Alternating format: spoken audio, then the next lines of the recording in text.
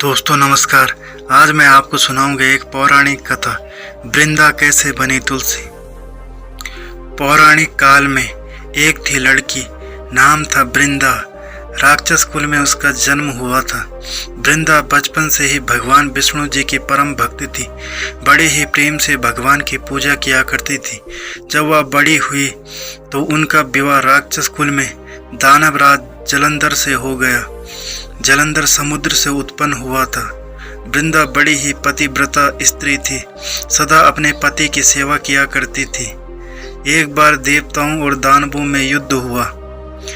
जब जलंधर युद्ध पर जाने लगे तो वृंदा ने कहा, स्वामी आप युद्ध पर जा रहे हैं, आप जब तक युद्ध में रहेंगे मैं पूजा में बैठकर आपकी जीत के लिए अनुष्ठान करूंगी, और जब तक आप वापस नहीं आ जाते मैं अपना संकल्प नहीं छोड़ूंगी।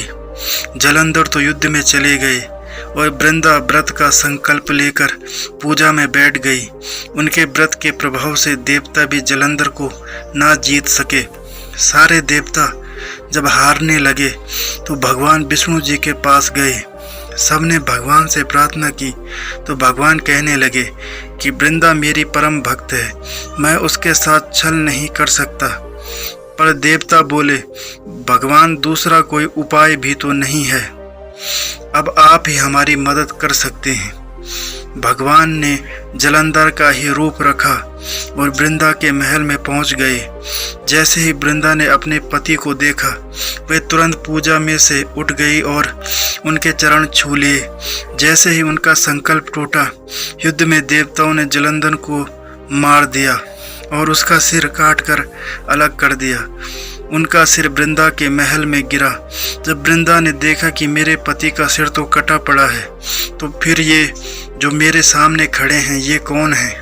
उन्होंने पूछा, आप कौन हैं जिसका स्पर्श मैंने किया? तब भगवान अपने रूप में आ गए, पर वे कुछ ना बोल सके। वृंदा सारी बात समझ गई। उन्होंने भगवान को श्राप दे दिया, आप पत्थर के हो जाओ। भगवान तुरंत पत्थर के हो गए। सभी देवता हाहाकार करने लगे। लक्ष्मी जी रोने लगी और प्रार्थना करने लगी। तब वृंदा जी ने भगवान को वापस वैसा ही कर दिया और अपने पति का सिर लेकर वे सती हो गई। उनकी राख से एक पौधा निकला। तब भगवान विष्णु जी ने कहा, आज से इनका नाम तुलसी है और मेरा एक रूप इस पत्थर के रूप में रहेगा। जैसे शालिग्राम के नाम से तुलसी जी के साथ ही पूजा जाएगा, और मैं बिना तुलसी जी के प्रसाद स्वीकार नहीं करूंगा। तब से तुलसी जी की पूजा सभी करने लगे और तुलसी जी का विवाह शालिग्राम जी के साथ कार्तिक मास में किया जाता है। देव उठनी एकादशी के दिन इसे तुलसी विवाह के रूप में मनाया जाता है। तुलसी महारानी की जय, हरि हरि बोल। तो दोस्तों ये थे आज की कहानी। उम्मीद करता हूँ आपको कहानी पसंद आई होगी। अगर आपको कहानी पसंद आए तो चैनल को सब्सक्राइब करें और बेल आइकन को प्रेस करके ऑल पर भी क्लिक कर दें। धन्यवाद।